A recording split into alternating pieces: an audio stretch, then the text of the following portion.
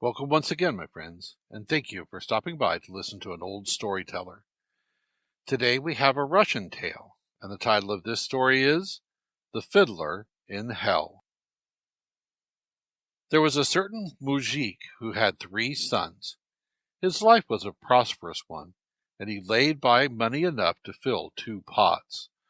The one he buried in his corn kiln, the other under the gate of his farmyard. Well, the moujik died and never said a word about the money to anyone.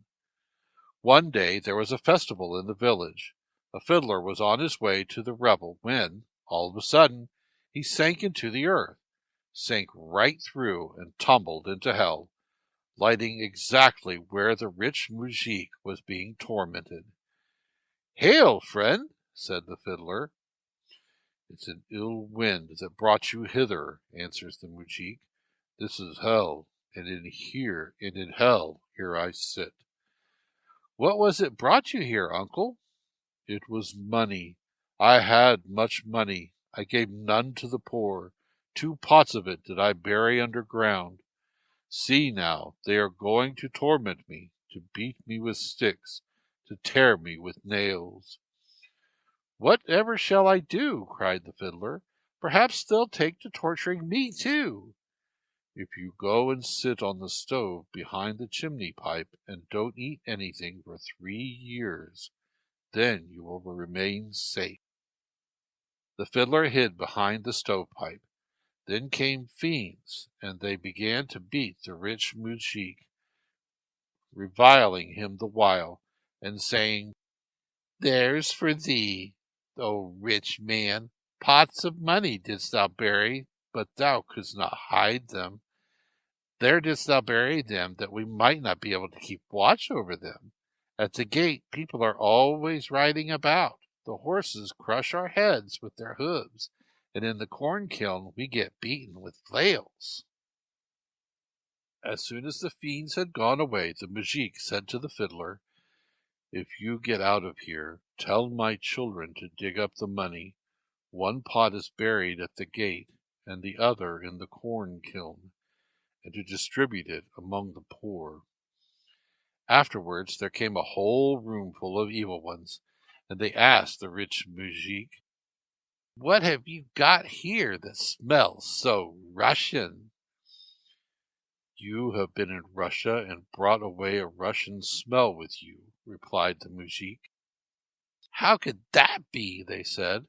Then they began looking. They found the fiddler, and they shouted, "Ha ha! Here's a fiddler!"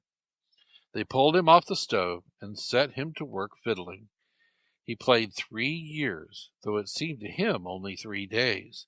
Then he got tired and said, "Here's a wonder! After playing a whole evening, I used always to find all my fiddle strings snapped. But now, though I've been playing for 3 whole days, they are all sound. May the Lord grant us his blessing." No sooner had he uttered these words than every one of the strings snapped.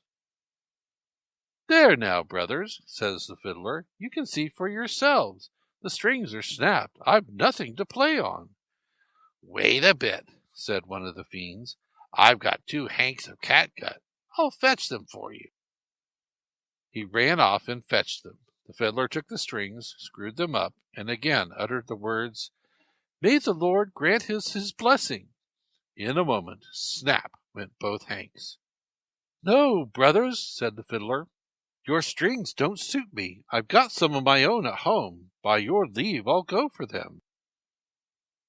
The fiends wouldn't let him go. "You won't come back," they said. "Well, if you don't trust me, send someone with me as an escort." The fiends chose one of their number and sent him with the fiddler. The fiddler got back to the village. There he could hear that, in the farthest cottage, a wedding was being celebrated.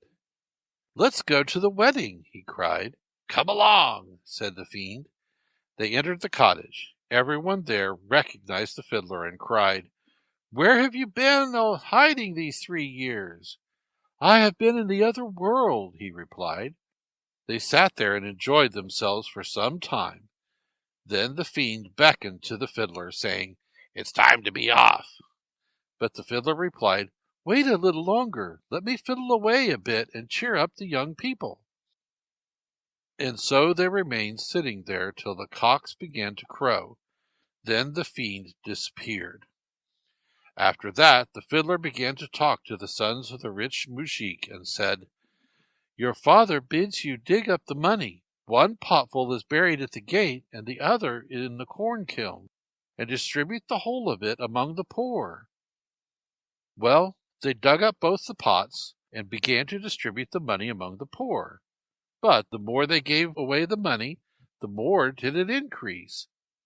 Then they carried out the pots to a crossway. Everyone who passed by took out of them as much money as his hand could grasp, and yet the money wouldn't come to an end. Then they presented a petition to the emperor, and he ordained as follows. There was a certain town, the road to which was a very roundabout one. It was some 50 versts long, whereas if it had been made in a straight line, it would not have been more than 5. And so the emperor ordained that a bridge should be made the whole way. Well, they built a bridge 5 versts long, and this piece of work cleared out both the pots. About that time a certain maid bore a son and deserted him in his infancy. The child neither ate nor drank for 3 years, and an angel of God always went about with him. Well, this child came to the bridge and cried, "Oh, what a glorious bridge! God grant the kingdom of heaven to him at whose cost it was built." The Lord heard this prayer and ordered his angels to release the rich moujik from the depths of hell. Thank you once again for listening to this story. If you enjoyed this story, please press that like button. Also, please help an old storyteller out by subscribing to my channel. The next story will be posted in a few days, so until then, may your story continue to be a good one.